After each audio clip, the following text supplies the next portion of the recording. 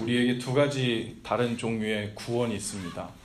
다른 구원에 대한 이야기를 하는 것이 아니라 사실은 주님께서 우리에게 말씀하신 한 가지 구원이지만 그 한 가지 구원을 큰 범위에서 함께 이해하지 못하면 하나님께서 우리에게 주신 구원의 의미를 축소하거나 혹은 부분적으로만 알게 되거나 그래서 우리의 신앙생활에 건강치 못하고 한 곳으로 쏠리고 때로는 신앙과 우리의 삶이 떨어지고 하는 이런 부작용들이 일어나요. 그래서 하나님께서 우리에게 구원을 주신다고 할 때 이 구원이 큰 의미에서 큰 빅픽처에서 어떤 건지를 우리가 거듭 확인하고 또 마음에 그릴 필요가 있습니다. 주님이 우리에게 주신 구원은 우리 마음속에 첫 번째 떠오르는 주님이 주신 구원할 때 생각나는 단어가 있다면 무엇입니까? 민수 형제, 뭐가 떠오릅니까? 어떤 단어? 구원. 연관된 단어. 예수님, 그렇죠?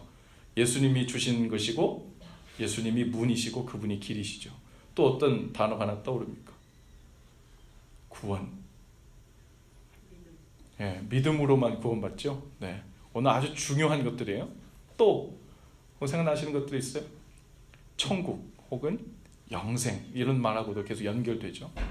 구원을 받는다는 것, 그 방법적인 면에서 그리고 통로가 된다는 것, 그리고 그 구원을 머릿속에 그릴 때 천국도 영상되고 하늘나라도 영광되고 그래요.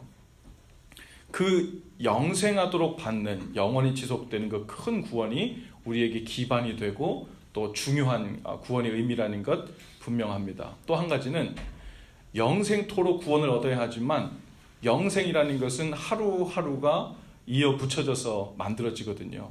다른 말로 하면 오늘 하나님 앞에서 내가 영생을 얻는다는 게 무슨 의미인지, 오늘 천국을 경험한다는 게 무슨 의미인지 그것이 이해가 안 되고 그것의 목적이 없으면 넓은 의미에서의 영생의 구원도 사실은 아는 듯하나 그 의미를 모른다고 할 수도 있는 거예요.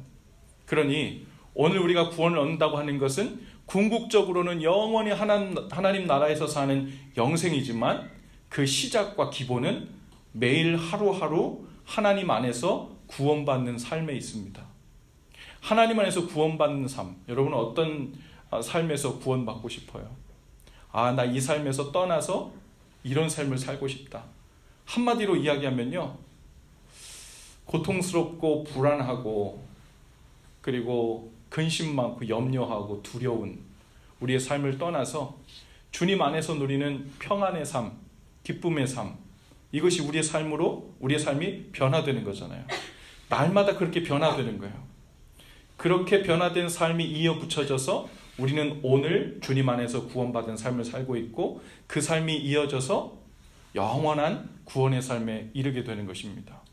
자, 요즘 제가 지난주에 좀 우리 한인연합감리교회 전국 총회에서 회의하는 이슈들이 있어가지고 월요일에서 목요일에는 LA 갔다가 돌아와서 주일 우리 새가족 환영회 끝나고 저녁에는 뉴저지 갔다가 화요일날 돌아왔는데 아주 헤비하고 중요한 이슈들을 나눴어요. 나중에 여러분과 또 함께 나눌 텐데 많은 이야기를 함께 하면서 어떨 때는 걱정거리가 되기도 하고 또 한 가지는 근심거리가 되기도 하고, 그런데도 어떨 때 마음의 평강을 누릴 수 있을까 하고 마음에 생각해 보니까요, 사실은 어떤 문제에 대한 해답을 얻어서 우리가 평강을 얻은 적이 별로 없어요. 어떤 기발한 아이디어가 생겨나서 우리 가운데 평강이 이룬 것이 아니라 오늘 우리 찬양한 것처럼 성령께서 우리 가운데 계시고 그분한테 믿음으로 나아갈 때 우리 가운데 평강이 임했던 거죠. 즉 하나님께서 주신 약속의 말씀이 우리 가운데 굳게 자리 잡혀졌을 때 그 가운데만 우리 가운데 진짜 평강이 이루어지는 것 같아요. 일이 이렇게 되든 저렇게 되든 어디로 흘러가든 사실은 주께서 우리에게 길이 되시기 때문에 평강이 이루어 주시는 거죠. 오늘 저와 여러분의 삶 가운데도 그 평강이 있게 되기를 바랍니다.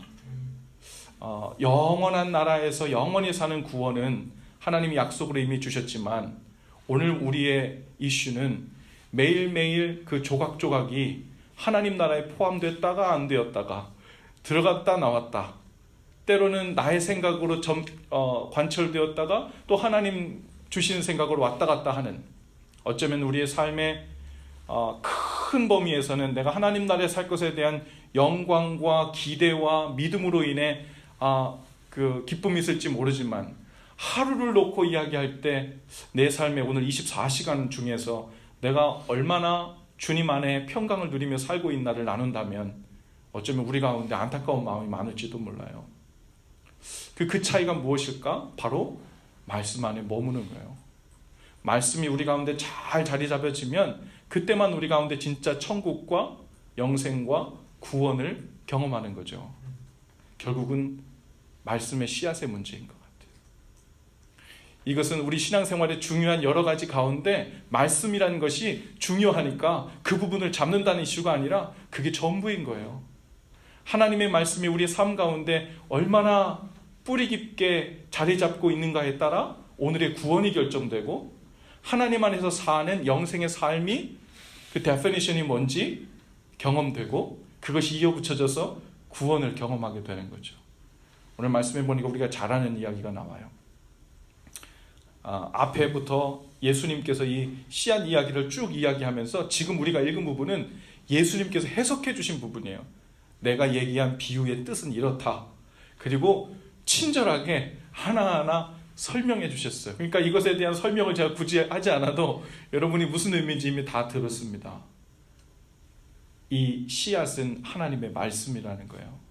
그런데 그 말씀이 각 사람들 마음에 다 떨어졌는데, 한 가지 기억할 것은 영생을 주는, 내가 예수님 믿고 구원받는 첫 번째 그 복음의 말씀에게만 해당되는 것이 아니라 날마다 하나님 안에 머무는 삶으로 인도하는 하나님의 그 모든 말씀이 해당되는 거예요.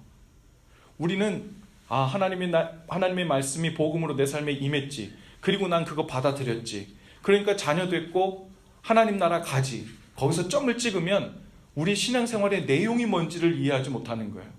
그런데 매일매일 하나님의 말씀이, 그 씨앗이 우리 삶 가운데 필요하고 오게 되고, 그것이 어떻게 심겨지고 어떻게 열매 맺는가에 따라 우리 하루에 구원받는 삶이 달라진다는 것. 오늘 그 말씀을 이야기하고 있는 거예요. 오늘 여러분들은 이 네 가지 그 경우의 상황에 어디에 해당되십니까? 여기 보니까 하나님의 말씀이 길가에 떨어진 게 있고요, 바위 위에 떨어진 게 있고, 가시떨기에 떨어진 게 있고, 좋은 땅에 떨어진 경우가 있대요. 내 삶의 염려와 근심과 마치 하나님의 말씀의 씨앗이 내 마음속에 없는 것처럼 공허하고 두려워한 하루를 살았다면, 마치 하나님의 구원과는 상관없는 삶처럼 나 혼자 외딴 곳에 떨어져 있는 것처럼 외롭게 하루를 살았다면, 그 이유는 뭐라고요? 하나님의 말씀이 우리 가운데 뿌리 내리고 열매 맺지 못한 이유라는 거예요. 길가에 떨어졌는데 어떻게 하는데요? 이 마귀의 존재가 있다는 거예요. 분명히 이것은 믿어야 될 사실인 거예요. 이거 좀 제가 그 단어가 적절한지 모르겠지만, 우리는 하나님의 역사를 믿는 만큼 마귀의 역사도 믿어야 돼요. 하나님께서 살아계셔서 모든 사람과 상황과 말씀과 그 형편들을 통해 우리에게 말씀하시고 인도해 주신다는 것을 믿는다면, 보이지 않는 사탄 마귀도 실제로 존재하여 우리를 넘어지게 하고 우리를 하나님께로 가지 못하도록 붙잡는 그 힘이 분명히 구체적으로 존재한다는 것을 믿어야 하죠. 왜 믿어야 하냐면, 이것을 믿지 않으면 방어할 생각을 하지 않아요. 조심하지 않죠. 방심하게 돼요. 근데 오늘 예수님께서 분명히 얘기하는 거예요. 길가에 말씀이, 길가와 같은 마음밭에 말씀이 떨어졌는데 마귀가 와서 채가는 수가 많다는 거예요. 이따 우리가 기도할 텐데, 주중에 어떤 그 시카고 매거진이라고 하는 뉴스에서 취재를 해서 올렸더라고요. 우리 일리노이 의사당 로비에 이제 성탄절 맞이해서 추리가 이렇게 설치되었는데, 그 옆에 사탄 템플, 세이트닉 템플 그룹에서 거기서 조형물을 갖다가 이제 성탄 추리 옆에 세워놓은 거예요. 보셨습니까, 여러분? 페이스북에 제가 쉐어한 거, 거기 보니까 어떻게 돼 있어요? 큰 손이 하나 올라와서, 여자의 손이에요. 그리고 선악과를 딱 잡고 있습니다. 그리고 뱀이 여기를 칭칭칭 감고 있죠. 예. 그리고 그 밑에는 문구가 어떻게 써 있냐면 지식은 가장 큰 선물이다. 그리고 그 뒤편의 동판에는 구체적인 이 이야기들이 쭉 나열되어 써 있는데 내용은 이런 거예요. 천국은 없고 하나님도 없으며 종교도 없으며 그저 우리가 보는 이 세상이 전부다. 이 메시지가 쫙 적혀져 있어요. 예수님께서 오신 성탄절을 기념하여 그 사탄 템플 그 그룹, 이게 전국적인 규모인데요. 이 시카고 지부에서 이것을 만들어 공공기관인 일리노이 의사당 한 로비에 성탄절을 완전 정면으로 반대하려고 이것을 세워놓은 것입니다. 이 지식이 최고라는 거예요. 여러분, 이걸 보면서 무슨 생각이 들었냐면 이 사탄이 오히려 그들이 갖고 있는 가장 허술한 메시지가 뭔지를 공공연하게 이야기하고 있는 것 같다. 여러분, 선악과를 따먹는다는 게 뭐예요? 선악과를 따먹으면 선과 악을 알게 하는 지식이 내게 임할 것이다 라고 뱀이 이야기한 거잖아요. 그들이 최고로 치는 거는 지식이에요. 그냥 지식이 아니라 하나님보다 더 높아진 지식. 하나님이 기준이 되지 않고 내가 판단하고 내가 행복의 기준을 삼고 내가 알고자 하는 그 지식. 그 지식에서 그 알의 영역으로 더 깊이 나아가면 그것으로 나의 행복을 만들고 마치 이 땅에서의 구원이 형성된다는 말이죠. 여러분, 다들 이렇게 숨어있는, 그래서 보이지 않는 중에서 일하고 있는 사탄의 세력들도 이제는요 벌써부터 공공연하게 이렇게 공적인 영역에도 나와서 그들의 메시지를 전달하고 있어요. 사탄이 실제로 역사한다는 그것을 믿는 일, 그리고 그것에 대해서 우리가 의사당 가가지고 우리가 피켓 시위하자는 이야기가 아니고, 사실은 그것보다 더 심각한 이슈는 우리 가운데 이미 보이지 않는 이 사탄의 조형물이 마치 우상처럼 하나님의 성전이라고 하는 우리 마음 가운데 세워져 있을 경우가 더 심각한 거예요. 하나님의 기준을 따르지 않고 내가 아는, 내가 판단한 나의 선악 기준으로 삶의 좋고 나쁨을, 옳고 그름을 우리 마음속에 이미 생겨놓은 거예요. 의사당에 지금 그것이 세워졌냐 안 세워졌냐 이것도 이슈지만 더 중요한 이슈는 우리 마음 가운데 그런 우상의 조형물이 성전 한복판에 세워져 있을 수 있다는 거죠.